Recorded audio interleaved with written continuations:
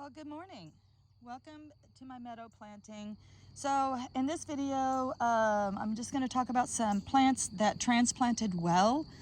All along the edges of this property where the county mows, I've been moving wildflowers that I wanted to incorporate into my micro meadow and reestablish them in a new area where they won't be sprayed or cut down.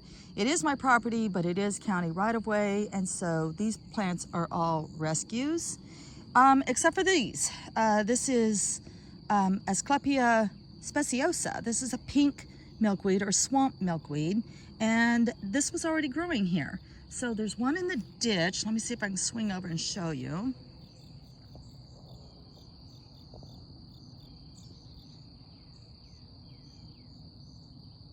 So this plant sort of likes wet, marshy areas. It doesn't mind having its feet wet. Although this one that I just showed you is growing on top of the hill, above the other one. This has such beautiful petals. Look at that bloom. Isn't that gorgeous? Look at that color. That is such a deep, rich raspberry pink.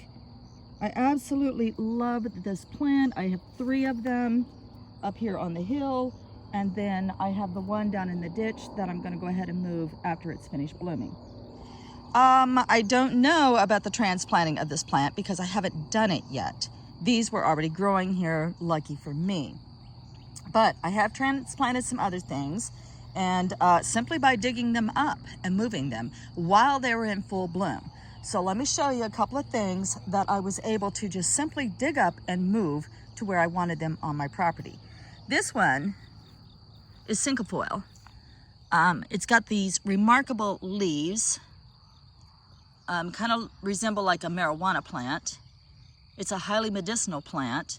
And what I do when I want to transplant something that's in bloom is I'll choose like the smallest of the small, and move that. And I just simply dig it up, move it, and then watch it very closely. Keep it watered, and I kind of like to put them in between other plants so they're more or less sheltered. So this is Cinco Foil. You can look that up. There's lots of medicinal purposes for that. And then all along here, I've actually just let things grow. I've been very lucky. I've got a lot of brown-eyed Susans that are growing up here, and they're just about to burst open. I didn't know if they were black-eyed Susan or brown-eyed Susan. But now that they're branching out, like this one, and they're smaller than a black-eyed Susan, then we know that they're a brown-eyed Susan. So they're very beautiful, very naturalized plant, very gorgeous, no problem transplanting them at all. And then let me show you some other things that I've transplanted. This is one of the 2 Prairie Roses that I transplanted, but actually this ended up being 2 plants, and I put them in one spot, and they look a little sad right now, but they're actually standing up and they're responding to frequent waterings, and they seem to be much better now. I just think that these weren't used to the sun, so they had a little bit rougher time making the adjustment, but they seem like they're snapping back now. Adorable little flowers. This is called a narrow-leafed vervain. It's different than the blue vervain that I showed you over in the other people's meadow, which I did stop to local and talk to them about that meadow, and they think that it is family owned. They think that that's just there by nature, that nobody planted that meadow, so I don't know. But she said the same thing I do. She waits for them to get out in the street, and then she seed collects, especially Indian paintbrush. So anyway, back to these little narrow-leafed vervains. These were all growing in the road, in our road, just coming up out of the rocks, and tires of cars were starting to run over them. And so they were so shallow rooted that I just simply popped them straight up.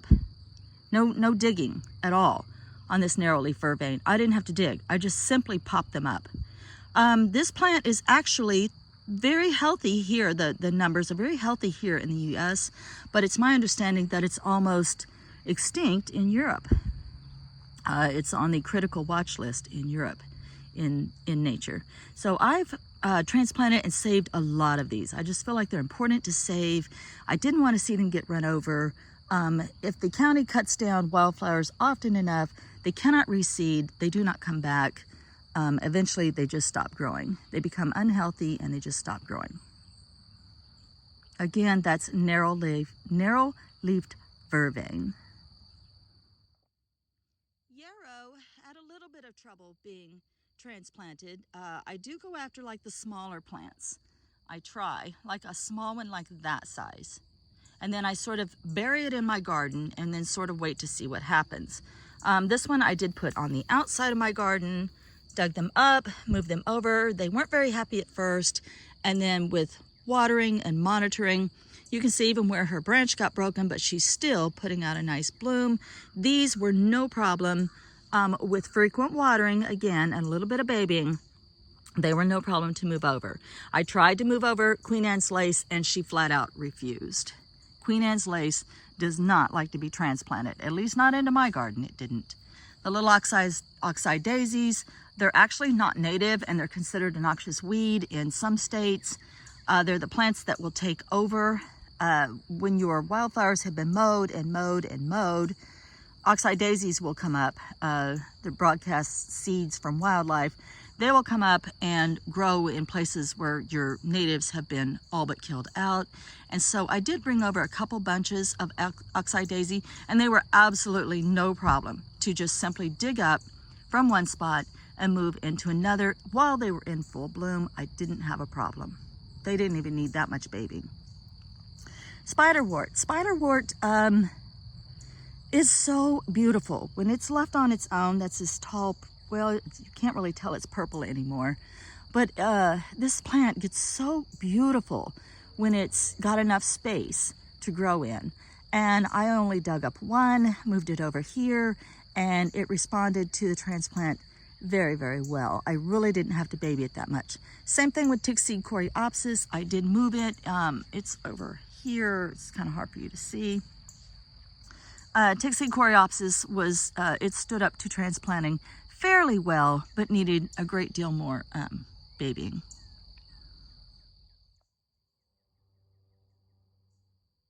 And finally, I have this pink bucket, and this is Evening Primrose.